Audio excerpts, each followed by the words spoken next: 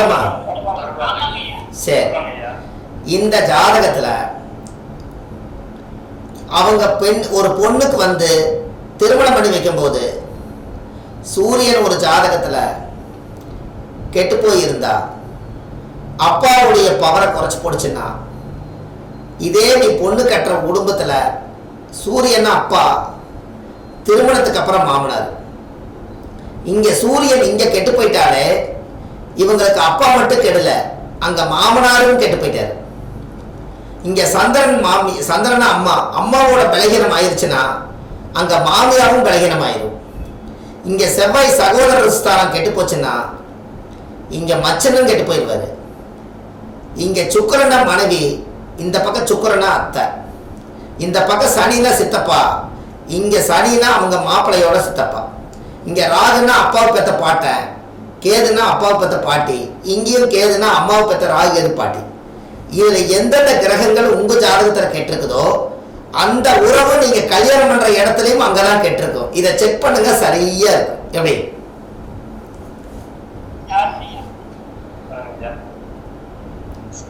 Sir? இப்ப எனக்கு ஜாதகத்துல எனக்கு சூரியன் எனக்கு லக்கணத்துக்கு 6ல் சூரியன் மறைஞ்சிட்டாரு, இருந்தாலும் உச்சமா இருக்காரு.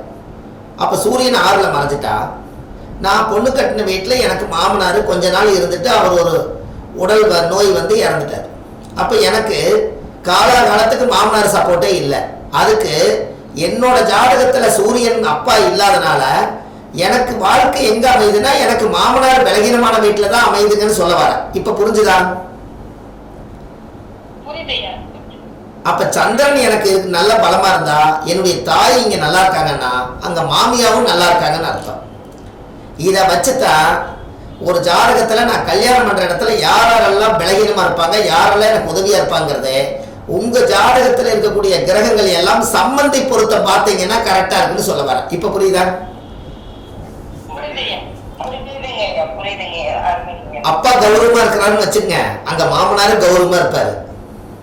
இங்க அம்மா ஆதிக்கம் பண்ணுது, போட்டு எல்லாத்தையும் மறுத்தெடுக்குது, தாட் போட்டு சண்டை கட்டுது, ரொம்ப விரத்தியா இருக்குது, போல்டா இருக்குது, எல்லாத்தையும் மிரட்டிட்டு இருக்குதுன்னா உங்களுக்கு அங்க மாமியாவும் அங்க போட்டு எல்லாம் மிரட்டிட்டு இருக்கு. இங்க திருமணத்துக்கு முன் தாய் அம்மா, அங்க திருமணத்துக்கு பின் அங்க மாமியார் தான். ஏன் அப்படின்னா வாங்க மருமகனேன்னு தானே அந்த வீட்டுக்கு கூப்பிடுறாங்க. அப்படின்னா என்ன, அந்த வீட்டுக்கு அந்த பொண்ணை வச்சுக்கிட்டு நீங்க ஒரு மகன் மறுபடியும் அந்த வீட்டுக்கு போய் கால் எடுத்து வைக்கிறாரு. அதனால வாங்க மருமகனேன்னு கூப்பிடுறாரு. மறுபடியும் ஒரு மகன் என் வீட்டுக்கு எக்ஸ்ட்ரா வந்துட்டாங்கிறத பேர் தான் மருமகன். அதனால அந்த வீட்டுக்கும் தாய் தந்தை ஆயிட்டாருன்னு சொல்ல வர. எப்படி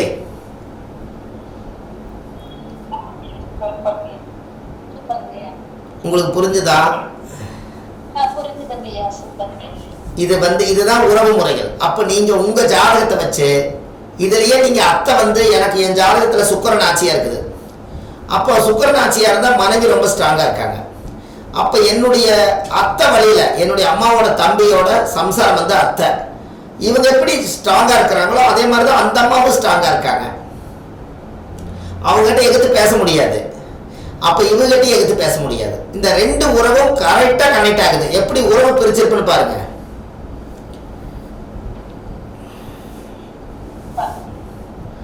ஐயா புரியுதா உங்களுக்கு? இதெல்லாம் நீங்க ஜோசியத்துல கொண்டுட்டு போய் ஆதி காலத்துல எப்படி எல்லாம் உறவு முறைகளோட ஒன்றி வாழ்ந்தாங்க அப்படிங்கறதான். அதனாலதான் உங்களுடைய லக்கணத்தை எந்தெந்த கிரகங்கள் எல்லாம் பார்க்குதோ அந்த உறவுகள் வந்து கடைசி வரைக்கும் நம்மளுக்கு பகச்சே இருந்தாலும் கடைசியில சேர்ந்துக்கும் அந்த உறவு முறைகள் இருக்கும். எந்த உறவு எந்த நம்மளுடைய பிறந்த நட்சத்திரத்துக்கும் நம்மளோட ராசிக்கும் நம்ம பிறந்த லக்கணத்துக்கும் ஒரு கிரகம் பார்க்கலைன்னா அந்த உறவுக்காரன் நம்மளுக்கு கடைசி வரைக்கும் நம்மளை பார்க்க மாட்டாங்க. எப்படி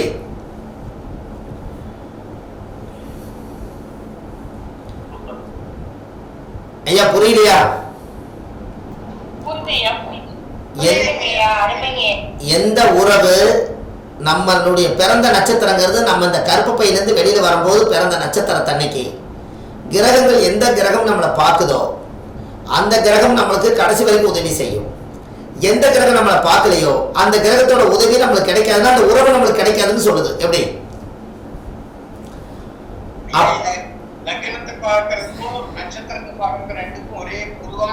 ஆமா, லக்னம்ங்கிறது என்னன்னா வயிற்றுக்குள்ள இருந்து ஒரு குழந்தை வெளியில வந்து ஒரு ராசி கட்டத்துல 2 மணி நேரம் லக்னம் உட்கார்றதுனால இந்த லக்னம் என்பது இந்த உயிர் ஜீவனை வந்து ஒரு கிரகம் பார்த்தால் அந்த லக்னத்துக்கு அந்த பவர். அன்னைக்கு பிறந்த நட்சத்திரத்தன்னைக்கு ஒரு கிரகம் பார்த்தா அந்த நட்சத்திர ராசிக்கு பவர். அதனால ராசியவோ நட்சத்திரத்தவோ லக்னத்தவோ ஒரு கிரகம் கடைசி காலத்து வரைக்கும் ஜென்ம பார்வை பார்க்கலினா அந்த உறவு கூட வீட்டில் போய் நம்ம உறவாட முடியாது. அந்த வீட்டுடைய உறவு நம்மளுக்கு கடைசி வரைக்கும் கிடைக்காது. அந்த உறவை விட்டுட்டு நம்ம அடுத்த வேலையை பார்க்கலான்னு அது சொல்லாம சொல்லுது. எப்படி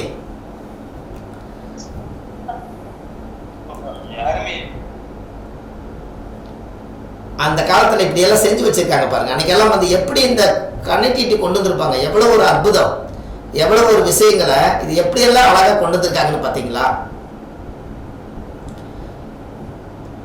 அப்போ அந்த முன்னோர்கள் எல்லாம் அந்த காலத்துல ஒரு கல்யாணம் நடந்தா அமை மிதிச்சு அருந்ததி பார்த்து ஒரு மணமேடையில ஒரு யாரோ பெத்த குழந்தை கொண்டு வந்து கண்ணுக்கு தெரியாத ஒரு மாப்பிள்ளைக்கு இவர் தான் நீ மாப்பிள்ளை, இவர் கூட தான் நீ வாழணும்னு சொல்லி அந்த பெரியவங்க எல்லாம் பார்த்து இந்த ஜாயின் பண்ணி சீர் சீமந்தம் எல்லாம் பண்ணி மணவரையில் உட்கார வச்சு அவங்க அந்த மங்களி தேங்காயை உடைச்சு எல்லாரும் போய் அந்த மங்களத்தை தொட்டு கும்பிடுவாங்க. பார்த்துருக்கீங்களா?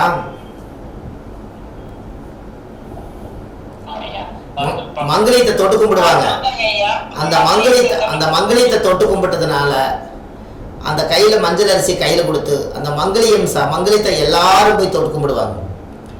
ஒரு கடைசிக்கு ஒரு 108 பேராவது தொட்டு கும்பிடுவாங்க, நீ இந்த வாழ்க்கை நல்லா இருக்கணும்னு சொல்லி. அப்ப இவங்க ஜாதகத்துல பிரச்சனையும் பிரிவினையுமே இருந்தாலும் கூட அந்த பெரியவங்கள் எல்லாம் அந்த காலத்துல நீதிமானா வாழ்ந்ததுனால அந்த மாங்கல்யம் நினைச்சு அந்த கழுத்துல நின்று கணவனும் மனைவி சந்தோஷமா வாழணும்னு அவங்க ஒரு நிமிஷம் நினைச்சாங்க. பாத்தீங்களா? அந்த மனசுக்கு அந்த பவர் ஜாஸ்தியா இருக்கிறதுனால அந்த மங்கல்யத்துக்கு உயிர் வந்துடும். ஜாதகத்துல எவ்வளவு பெரிய தோஷங்கள் இருந்தாலும் மனிதனோட சக்தியில ஆத்துமாத்துமான ஒரு புண்ணியமானவங்க அதுல 10 பேராவது அதை தொட்டு வணங்கியிருப்பாங்க. அதை எடுத்துட்டு போய் அந்த மாப்பிள்ளை வந்து பொண்ணோட கழுத்துல கட்டி இவங்க கையில மஞ்சள் அரிசி கையில எடுத்து இந்த இடத்துல மட்டும் ஒரு ஜீவகாந்தம்னு ஒன்று இருக்குது. இந்த ஜீவகாந்தத்துக்குள்ள அந்த மஞ்சள் அரிசியை நாம்பி இந்த மனசு நெஞ்சில இருந்து அந்த வாழ்க்கை நல்லா இருக்கும்னு இங்கிருந்து அவங்க வாழ்த்துனாங்கன்னு அந்த அரிசி போட்டு குரு பார்த்தால் கோடி நன்மைன்னு சொன்னீங்க இல்லையா? குருவை யாருமே பார்த்ததில்லை. மணமேடையில வந்து பொண்ணு மாப்பிள்ளை உட்கார்ந்துருக்கும் போது இளம் பிஞ்சுகள் 2 பேரும் வந்து வாழ்றதுக்கு இப்பத்தான் முதல் படி எடுத்து வைக்கிறதுக்காக மணவரையில் உட்கார்ந்துருக்கும் போது எதுக்காக இருக்கிறவங்க அத்தனை பேர்த்து கையிலையும் குரு பகவானுடைய நிறம் மஞ்சள். அந்த சந்திரனை வந்து மஞ்சள், சந்திரன் என்பது அரிசி, அதைய வந்து மஞ்சள் என்பது குரு. அந்த குருவும் சந்திரனும் சேர்ந்து அதை அரிசியை கலக்கி நம்ம தான் வந்து குருவா இருந்து அந்த இளம் பிஞ்சுகளுடைய வாழ்க்கைக்கு குருவோட தீட்சைய இங்கிருந்து நீங்க இந்த அரிசி எடுத்து அவங்க மேல வீசிட்டு இந்த கை 2 நீங்க ஜீவகாந்தத்தை நல்லா இருக்கணும்னு ஆசீர்வாதம் போது நீங்க தான் குரு போய் அந்த பொண்ணு மாப்பிளை பார்க்கறதுனால அவங்களுக்கு கோடி நன்மை என்று பொருள். எப்படி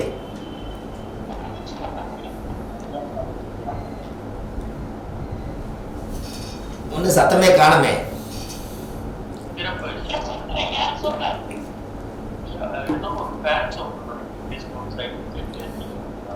அப்போ ஒரு அதனாலதான் அந்த காலத்துல மணவரை எல்லாம் போட்டு டெக்கரேஷன் எல்லாம் பண்ணி அலங்காரம் பண்ணி பொண்ணு மாப்பிள்ளையை எதுக்கு உட்கார வச்சு அந்த மஞ்சள் அரிசி கையில் எடுத்து இந்த ஜீவகாந்தத்திலிருந்து ஒரு சக்தி அவங்க நல்லா இருக்கணும்னு நாங்கள் போகும்போது இந்த குருவோட சக்தி அவங்களுக்கு போய் வாழ்த்துக்கள் போய் விழுகும்போது கோடிக்கணக்கான ஆசீர்வாதம் முன்னோர்களுடைய ஆசீர்வாதம் எல்லாம் போய் அந்த நிறைஞ்ச மாங்கல்யத்திலையும் அவங்க 2 பேர்த்துடைய ஆத்மாவிலையும் போய் அந்த முழு பவர் அங்கே கிடைக்கிறதுனால தான் அந்த வாழ்க்கை 1000 காலத்து பயிர் என்று சொன்னாங்க.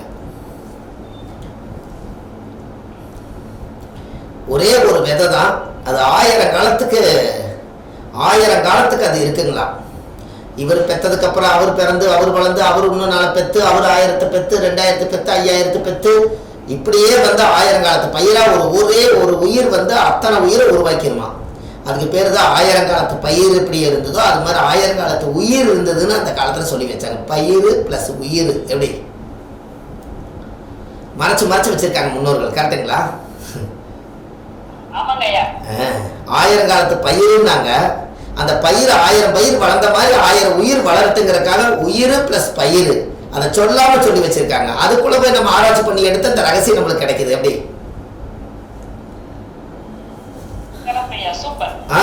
அப்போ அந்த காலத்துல முன்னோர்கள் எல்லாம் வாழை மரம் எதுக்காக கட்டுனாங்க? வாழை மரம் எதுக்கு கட்டினாங்கன்னு சொல்லுங்க. வாழையடி வாழ்றதுக்கு இல்லைங்க.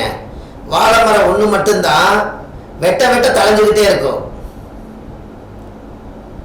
நீங்க வாழை மரம் உயிரோடு இருக்குதுலங்க, போய் வெட்டிட்டு வந்துருங்க. அடுத்த நாள் காலையில பாருங்க குருத்து மேல வரும்னு பாத்துருக்கீங்களா? அப்ப குருத்து வந்துகிட்டே இருந்தா மறுபடியும் அடுத்தீங்கன்னா மறுபடியும் குருத்து வருது, வெட்ட வெட்ட தலையும். மற்ற மரங்கள் எல்லாம் அதோட சக்தி இழந்து வேறு பட்டு போயிடும். வாழை மரம் ஒண்ணு மட்டும் நீங்க எங்க வெட்டுனீங்கனாலும் வெட்ட வெட்ட தலையும். அதனாலதான் வாழை மரத்தை நாளைக்கு இவங்க 2 பேரும் கட்டாயி போனாலும் கூட கணவன் மனைவி மறுபடியும் சேர்ந்து வாழணுங்கிறதுக்காக வெட்ட வெட்ட தலையிருந்த வாழை மரத்தை கொண்டு போய் அந்த காலத்துல முன்னாடி நிறுத்தி வாழை ஒரு பெண் சாட்சியை செஞ்சிருக்காங்க கல்யாணம். எப்படி?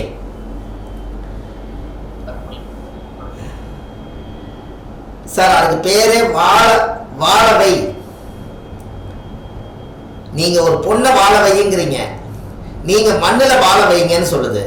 அப்ப வாழவை பொண்ணை வாழவை வருதுங்களா வார்த்தை? ஒரு வாழைக்கண்ணை வாழ வையுங்குது, மண்ணுல போய் வாழ வையுங்குது, பொண்ணை வாழ வையுங்குது. அப்ப 2 பொண்ணு தானே.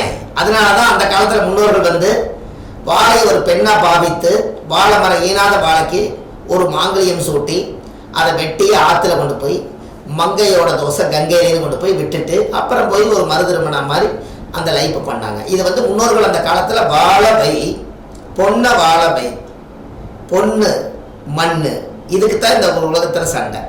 அதனால மண்ணு பொண்ணு வாழவைங்கிறது இதுதான். இந்த ரகசியத்தை தான் ஆதி காலத்துல முன்னோர்கள் இதை உருவாக்கி இருக்காங்க. எப்படி? இது எல்லாம் நீங்க தெரிஞ்சுக்கிறீங்க பாருங்களேன். இதெல்லாம் கேட்காத வார்த்தைகள் தானே. என்னங்க ஐயா?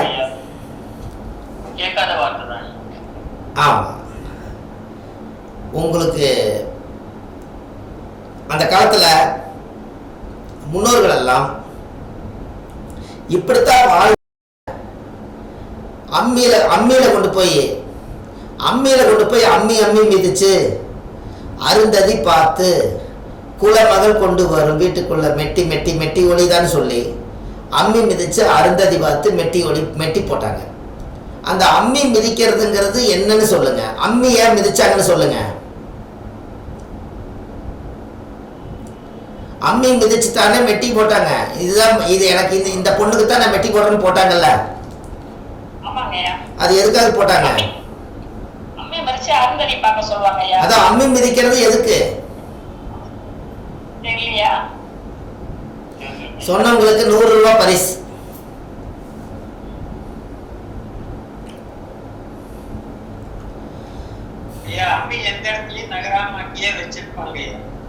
அது ஓகே.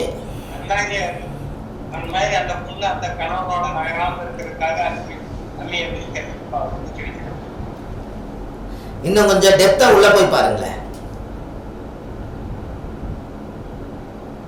சரி, நானே சொல்லவா?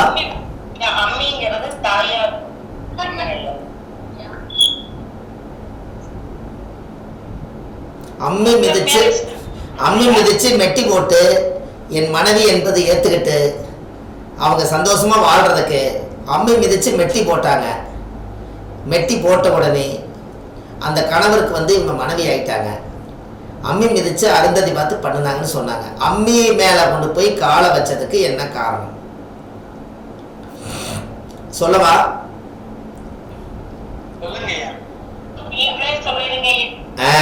ஏன்னு கேட்டா இந்த மாதிரி விஷயங்கள் எல்லாம் ஆதி காலத்துல ரகசியமா வச்சுக்கிறதெல்லாம் உங்களுக்கு சொன்னா தானே தெரியும். அதாவது நல்லா தெரிஞ்சுக்கங்க. அம்மி மேல கொண்டு போய் காலை வச்சு மெட்டி அந்த பொண்ணு போட்டாச்சுன்னா அந்த பொண்ணு நித்திய சுமங்கலி ஆயிடுச்சு என்று பொருள். நித்திய சுமங்கலி என்னைக்கு சுமங்கலி ஆயிட்டாங்கிறதுக்காக தினமும் சுமங்கலியா இருக்கனால நித்திய சுமங்கலி என்று பேர். மெட்டி காலை பார்த்தோன்னே இந்த பொண்ணு கல்யாணம் ஆயிடுச்சா இல்லைங்கிறத எதை பார்த்து கண்டுபிடிப்பீங்க?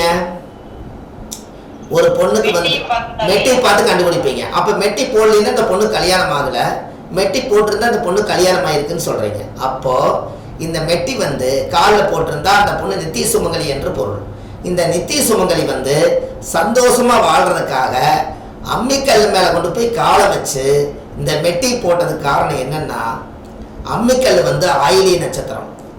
ஆயிலி நட்சத்திரம் வந்து ஆதிகேசவன் 2 பாம்புகளும் பின்னி பிணைஞ்சு சந்தோஷமா வாழ்ந்ததுனால அம்மிக்கல் மேல வச்சு மெட்டி போட்டா ஆணும் பெண்ணும் பின்னி பிணைஞ்சு சந்தோஷமா வாழ்ந்து வம்ச விருத்தி ஆகிறதுக்காக அந்த இடத்துல ஆயிலியும் குரு வந்து உச்சமா இருக்கிறதுனால குழந்தை பெத்துக்கிறதுக்கு அப்படி பின்னி பிணைஞ்சாதான் தாம்பத்தியத்துல சிறப்படைஞ்சு ஒரு குழந்தை பிறக்குங்கிறதுக்காக அந்த காலத்திலேயே அம்மி சாட்சிய கல்யாணம் பண்ணியிருக்காங்க. எப்படி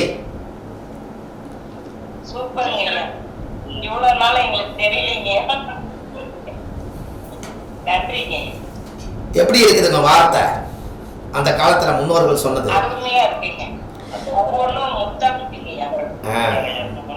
இந்த மாதிரி ஆதிகால பரிகாரத்தை இந்த குழுவிலக்கு சேர்ந்து இருக்கிறவங்களுக்கு தான் இந்த ரகசியம் கிடைக்குது.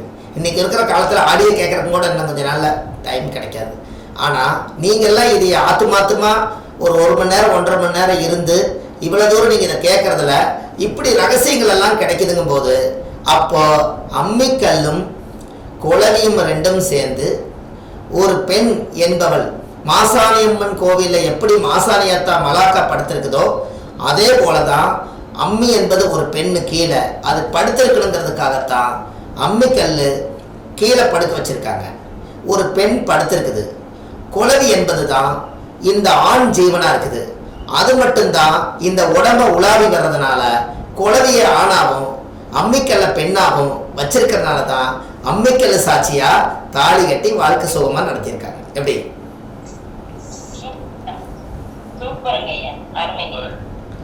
இதெல்லாம் ஆதி காலத்துல இந்த அம்மிக்கல் மேல போய் உட்காராதீங்க, மாலை நேரத்துல அம்மிக்கல்ல உட்காராத, ஆட்டுக்கல்ல போய் உட்காராத, ஆட்டாங்கல்ல உட்காராத, இப்படி எல்லாம் ஏன் சொன்னாங்க அப்படின்னா இதுதான் ரகசியம். அப்போ அந்த ஜாதகத்துல ஆயிலி நட்சத்திரம் அம்மிக்கல்லா இருக்கிறதுனால யார் வீட்லையெல்லாம் கணவன் மனைவி உறவு சந்தோஷமா இருக்கும்னு நினைக்கிறவங்க அம்மிக்கல்லில் வச்சு செலவாட்டுறது, முளகாட்டுறது, வெள்ளைப்பூண்டு நசுக்கிறது, இது எல்லாமே நீங்கள் அம்மிக்கல்லில் அந்த உலாவி வந்து அரைச்சிட்டே இருந்தீங்கன்னா அந்த வீட்டில் ஆணும் பெண்ணும் சேருவாங்கிறதுக்காகத்தான் அந்த அம்மிக்கல்ல வீட்டுக்குள்ள வாசல்ல போட்டு அதை வந்து ஆதி காலத்தில் இயக்குனாங்க. இப்போ தெரிஞ்சிருச்சுங்களா?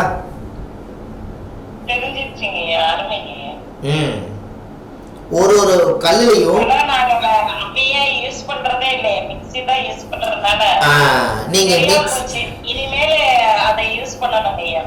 ஆமா, யாருக்கெல்லாம் வந்து மனநிறைவு கொடுக்கணும் சந்தோஷமா வாழணும்னு நினைக்கிறாங்களோ அந்த காலத்துல அம்மிக்கல்லு ஆட்டுக்கல்ல ஆட்டுனாங்க.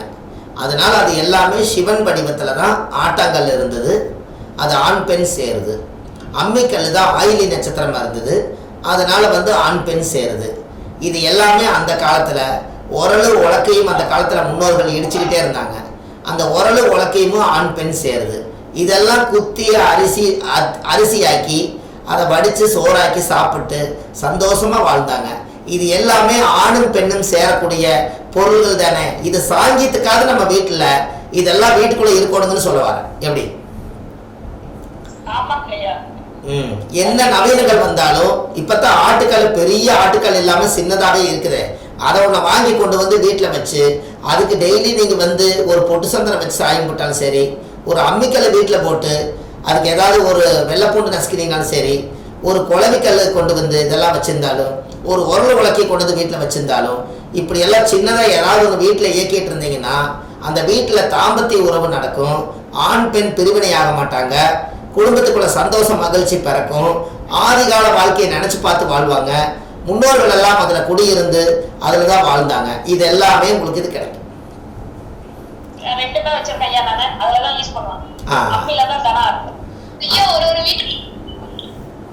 சொல்லுங்க. அவங்க எப்பவுமே சண்டை போட்டே தான் இருப்பாங்க. கவனிச்சு பார்த்தா தெரியும். என்னங்கம்மா? அம்மியும் அதோட குலவையும் தனித்தனியா வச்சிருக்க வீட்ல அவங்க எப்பவுமே சண்டைக்கிட்ட இருப்பாங்க. ஆமா, அது கவனிச்சு நானே ஆயிலி நட்சத்திரம் வீடியா மட்டும் வள்ளுவர் வாக்கு யூடியூப் சேனலில் போய் பார்த்தீங்கன்னா 5 லட்சம் பேர் பார்த்துருக்காங்க அந்த ஒரே வீடியோவை. அதில் தலையெழுத்தவே சொல்லியிருப்பேன் ஆயிலி நட்சத்திரம் பற்றி. அதில் என்றைக்குமே அம்மிக்கல் மேலே கொண்டு போய் குழவி வச்சிங்கன்னா அவங்க 2 பேரும் சேர்ந்துருப்பாங்க. அம்மிக்கல்லிருந்து குழவி பிரித்து தனியாக வச்சுட்டு என்னைக்காவது சமயத்துக்கு அதை கொண்டு வந்து கழுவி சேர்த்துனீங்கன்னா அந்த குடும்பத்தில் ஏதோ மனக்கருத்து வேறுபாடுல உடம்பு சேராது. அதனால் எப்பவுமே ஆட்டாங்கல்லில் அந்த குழவி இருக்கணும், அம்மிக்கல்லையும் அந்த குழவி இருக்கணும், உரல் இருந்தால் உலக்கை இருக்கணும். இதெல்லாம் ஜாயிண்டாக இருந்தால் தான் அந்த குடும்பத்தில் ஜாயிண்டாக இருப்பாங்க. எப்படி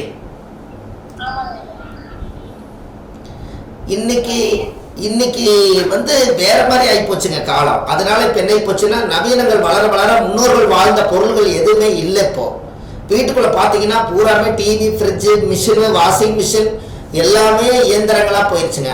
பழைய காலத்து பொருள்களே இல்லையே, ரொம்ப கஷ்டமா இருக்கு இல்லைங்களா? ஆதிகால வாழ்க்கை எல்லாமே கொஞ்சம் கொஞ்சமாக அழிஞ்சுக்கிட்டு வருது.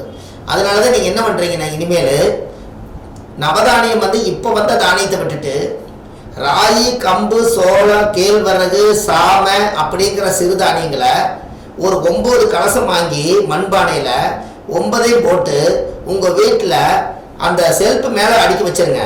அந்த சிறுதானியம் ஆதி காலத்தில் நவதானியமாக இருந்துச்சு. நவகிரகங்கள் நம்மளோடவே வாழுமா. இதை ஒரு சின்ன மண் கலயத்தில் 9 கலயத்தில் ஒரு 1/4 கிலோ வாங்கி 9 கலசத்தில் இதை போட்டு வச்சிருங்க. நவதானியம் இருந்தால் நவகிரகம் உங்கள் வீட்டில் வாசம் செய்யும். எப்படி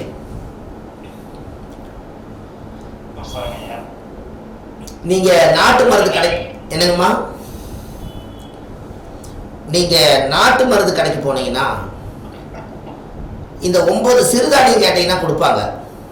அதை வாங்கி ஒரு தட்டு ஒன்று வாங்கி அந்த தட்டில் இந்த 9 கலசத்தையும் அதுக்குள்ள வச்சு நீங்க எப்பவுமே பூஜை ரூமில் வச்சிருங்க. ஆதி காலத்தில் சிறுதானியத்துக்கு அதிகமான பவர் உண்டு, ஏன்னா சத்துமானமான பொருள். இப்பதான் அதிலிருந்து பிரிஞ்சு வந்துதான் கொள்ளு, தட்டைப்பயிறு, இந்த மாதிரி மொச்சை, அவரை இதெல்லாம் தான் துவரை இதெல்லாம் தான் செலக்ட் பண்ணிட்டாங்க. அந்த காலத்தில் சிறுதானிய உணவு தான் நவகிரக உணவாக இருந்தது. அதை சாப்பிட்டவங்களும் நல்லா இருந்தாங்க. கரெக்டா இல்லைங்களா?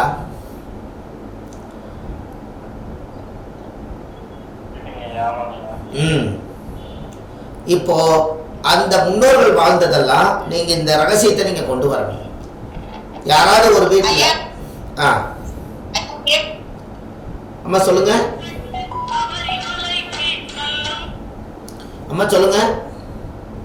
சிறுதானிய உணவுகள் தான் சமைக்கிற வீட்ல.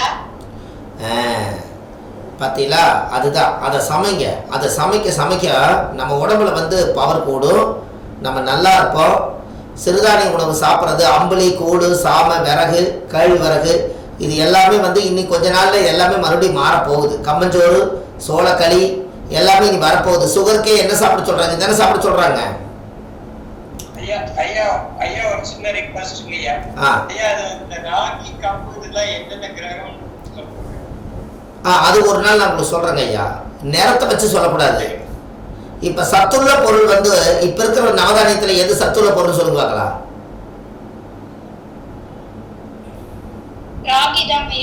இல்ல இல்ல, நவதானியம் இப்ப இருக்கிற நவதானியத்துல சத்துள்ள பொருள் எந்த நவதானியம் சொல்லுங்க. அத பயிர் தான். எந்த நவதானியம் என்னங்க?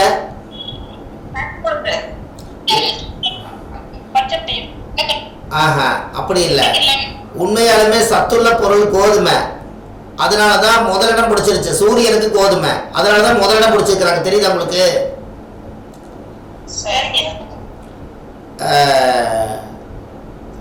சூரியனார் தேரோட்டினார் இல்லைங்களா? எத்தனை குதிரை போட்டு தேரோட்டினார் சொல்லுங்க.